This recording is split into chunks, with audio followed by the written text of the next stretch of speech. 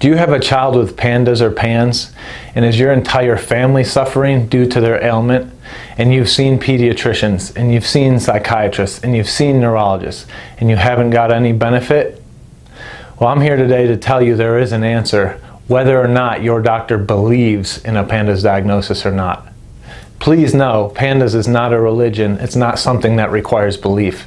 It is scientifically validated and real, and if your doctor says they don't believe in it, then you should run as fast as you can from that office. I'm Dr. John Bartemus, and I'm putting the pieces together to help you live a life at optimal.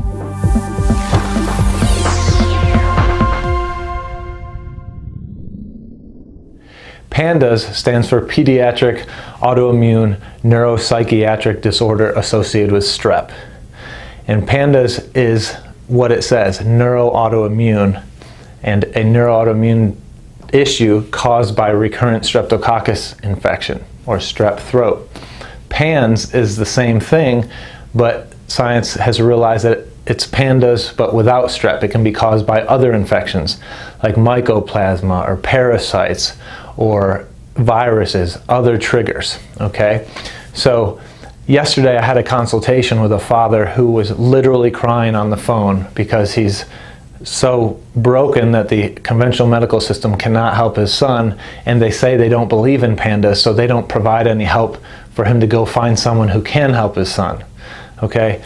His son recently, he was fine up until about 40 days ago, and then overnight started having what they thought were seizures and OCD and tics and separation anxiety and food issues and insomnia. These things all fit into the PANDAS constellation of symptoms.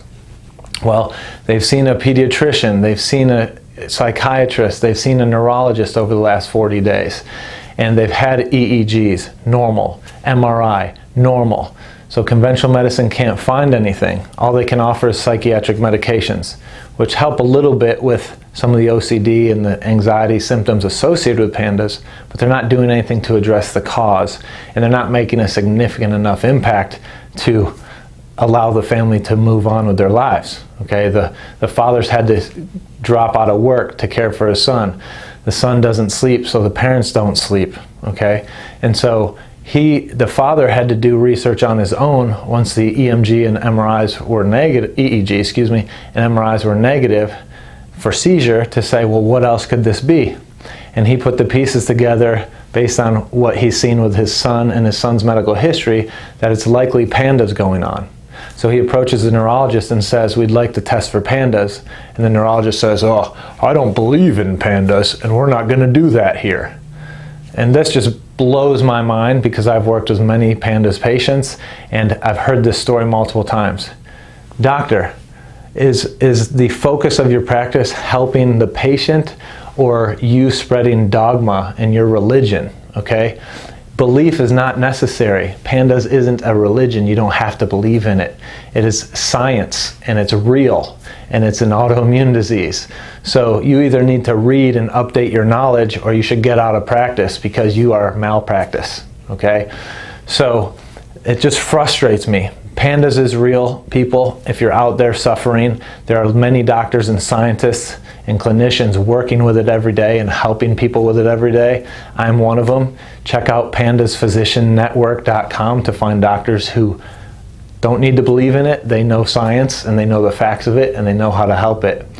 And I'm one of those people, but there's many other. So if you're out there and you're suffering like this father and son and family are because of the ignorance and the hubris of some neurologist that doesn't want to keep learning beyond what he learned in medical school, then reach out to one of us and we'll help you and find the cause, create a lifestyle plan and treatments that can help you ameliorate the symptoms and help you and your family return to a life at optimal.